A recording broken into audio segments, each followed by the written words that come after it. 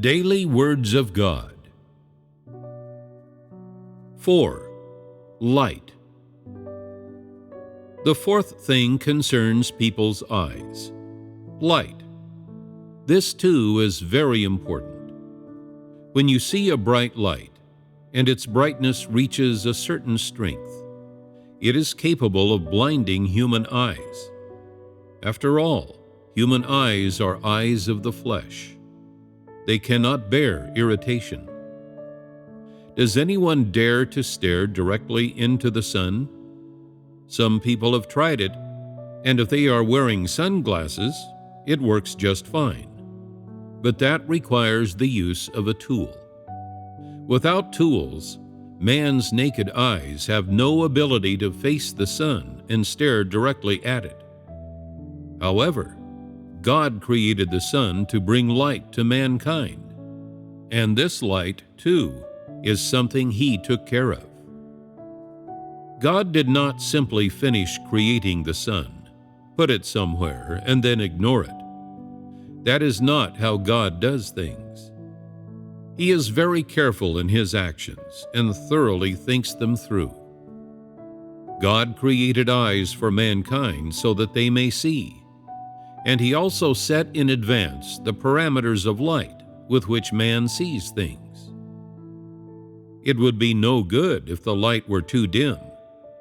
When it is so dark that people cannot see their fingers in front of them, then their eyes have lost their function and serve no use.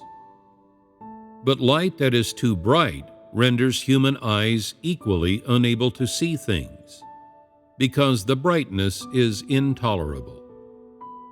Therefore, God has furnished the environment of mankind's existence with an appropriate amount of light for human eyes, an amount that will not hurt or damage people's eyes, let alone cause them to lose their function.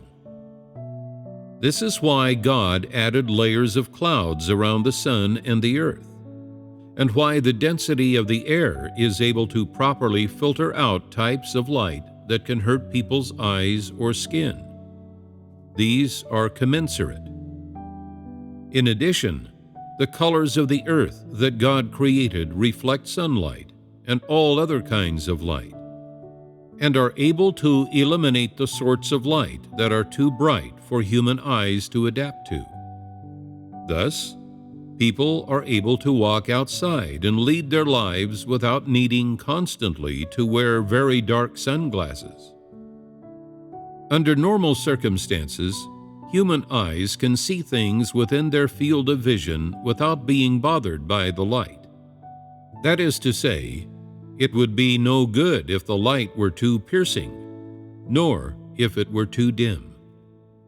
If it were too dim, people's eyes would be damaged and, after brief use, ruined.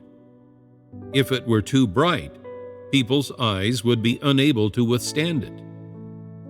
This very light that people have must be suitable for human eyes to see, and God has, through various methods, minimized the damage caused to human eyes by light.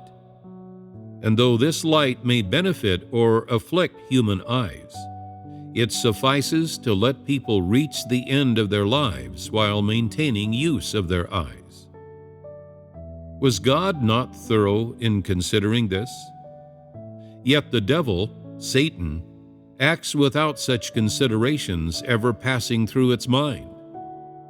With Satan, the light is always either too bright or too dim.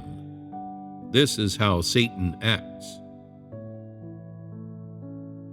God did these things to all aspects of the human body, to its vision, hearing, taste, breathing, feelings, and so on, in order to maximize mankind's survival adaptability, so they can live normally and continue to do so. In other words, the current environment for life, created by God, is the environment most suitable and beneficial for the survival of mankind. Some people may think that this does not matter a great deal, that it is all a very ordinary thing. Sound, light, and air are things that people feel are their birthright, which they have enjoyed from the moment they were born.